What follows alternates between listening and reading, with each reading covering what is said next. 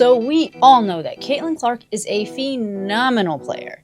She came into the league, she set all these records, she set a record for records, and I am a huge CC fan.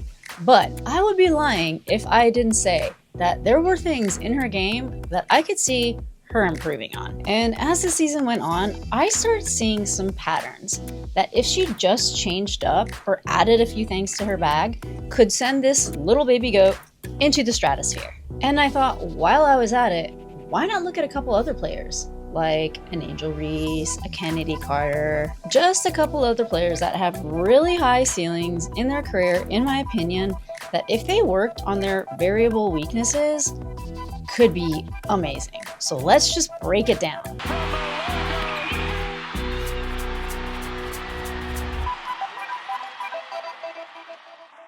Okay, first let's start out with our C22.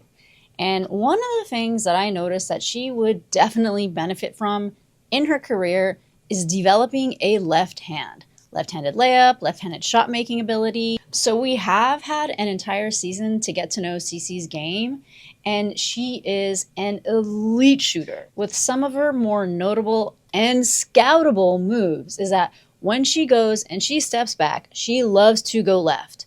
And then when she's driving into the paint, trying to get a two or a layup, she does not like to drive left. She will drive right to avoid any possibility of using her left hand because she is so right hand dominated. As a matter of fact, I have seen in multiple instances where she has had like an open lane to drive left to the basket, but she will take the harder shot and go around and make it a lot harder for herself by driving right, very often getting blocked, but also very often making it because she's such an elite shooter, such an elite player that she can make these harder things at a higher clip. But listen, she's at like the top of every team's scouting report.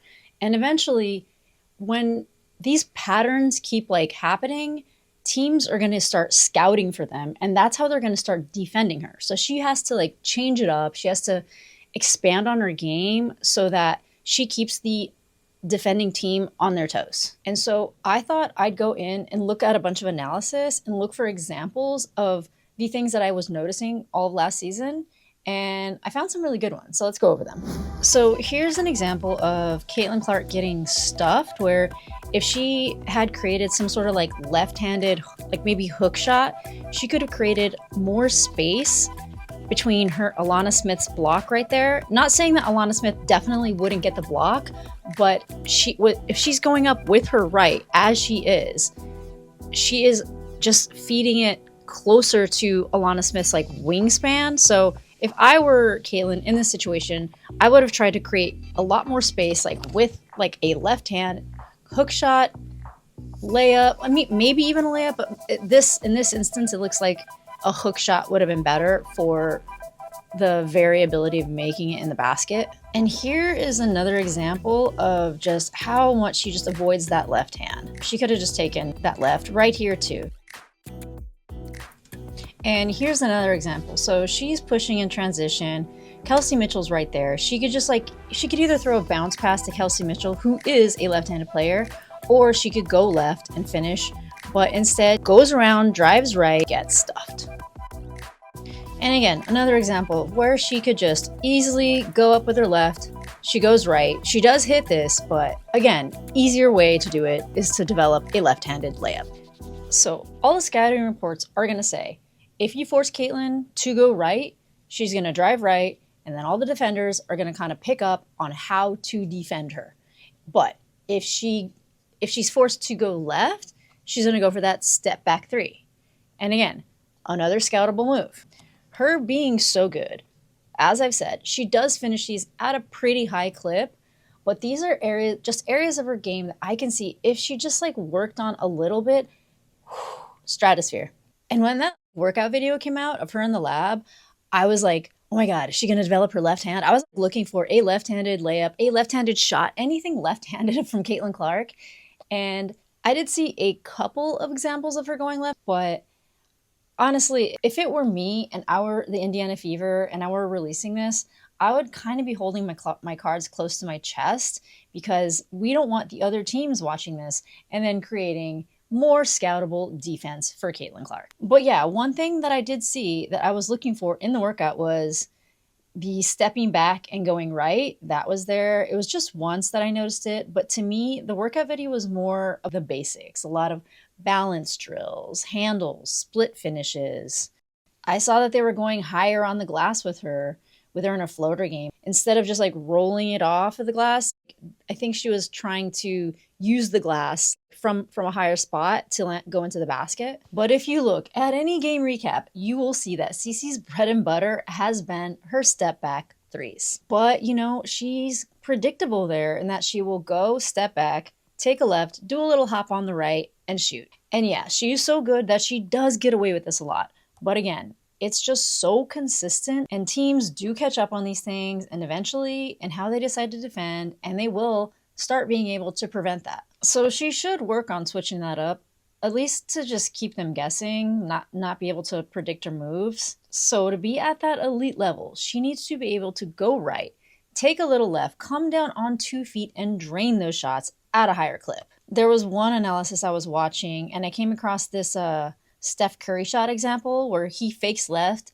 does a little shimmy to confuse the defender, and then he drains it. This is what we want Cece doing. And just going back to this workout video, I mean, again, I was so excited when this came out.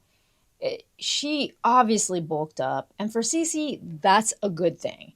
Now, I've seen so many people talk about how she does need this, but it is a tricky balance of gaining muscle while also balancing out your speed and your shot. You can't do it too quickly because it can throw your shot off. There's like a muscle memory thing.